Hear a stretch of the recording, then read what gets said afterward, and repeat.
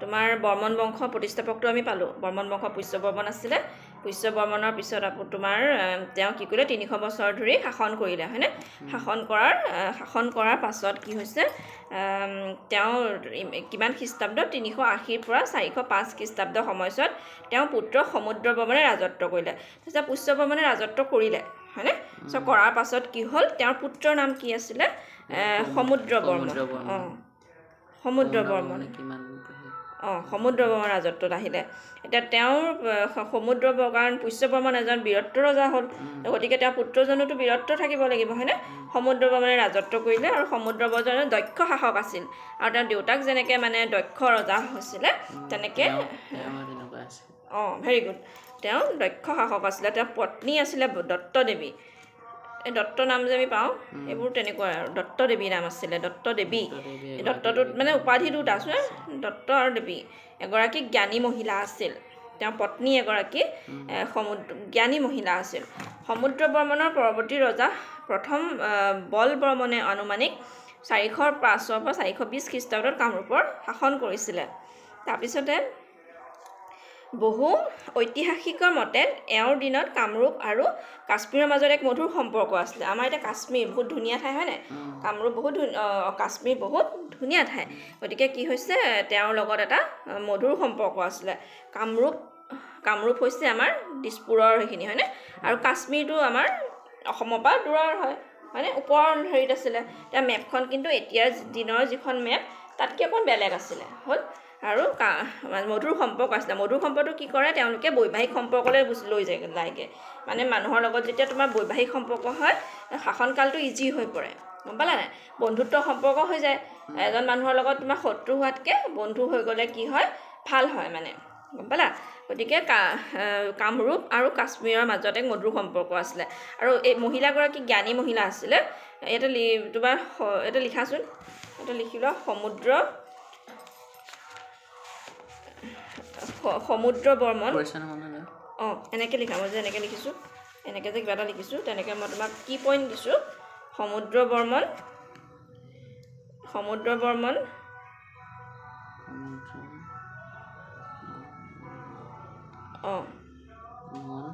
তলত লিখা এনেকৈ লিখা পত্নী নাম আছিলে দত্ত দেৱী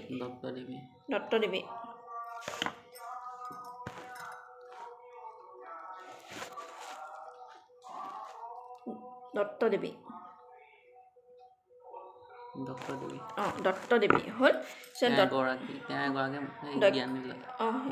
মনত থাকিলে সেইটো মানে লিখিব দিয়া নাই দত্ত দেৱী তাৰপিছতে দত্ত দেৱীৰ পিছত কি হৈছে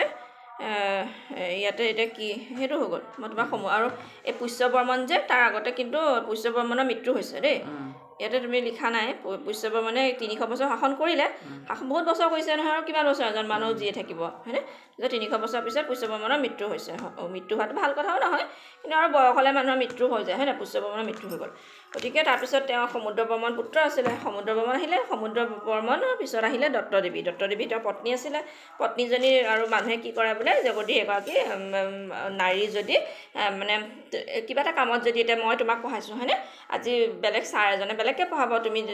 ছাৰৰ বেলেগ এটা আইডিঅ'লজি হয় গতিকে মানে মাইকী যদি তুমি মহিলাৰ পৰা তুমি যদি সোধা উন্নতি বহুত হৈ যায় এনেকৈ কয় হ'ল মিলাই কাম কৰিলে মানুহৰ উন্নতি হয় গতিকে সমুদ্ৰ বৰ্মনৰ শাসনকালো বহুত মানে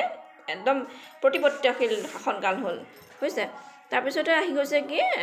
কামৰূপ আৰু কাশ্মীৰৰ মাজত মধুৰ সম্পৰ্ক হ'ল কলহনে ৰচনা কৰা বিখ্যাত গ্ৰন্থ ৰাজতৰংগিনী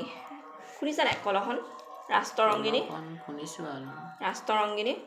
এটা লিখাচোন ৰাজতৰংগিনী লিখিছিলে কলহনে ৰাজতৰংগিনী কিতাপখন কি আছিলে ৰাজতৰংগিনী স্পষ্টটো মনত ৰাখা লাহে লাহে জানিবা আৰু কি আছিলে লিখা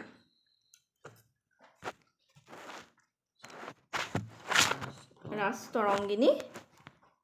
কোনে লিখিছিলে ৰাজতৰংগিনী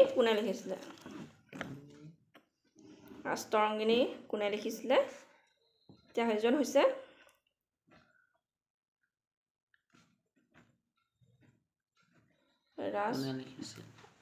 ৰাজতৰংগিনী কোনে লিখিছিলে উত্তৰ কলহন মই চাই দিম পেনে চাই দিম তুমি লিখা এটা লিখা হেৰি কলহন উত্তৰ বুলি লিখা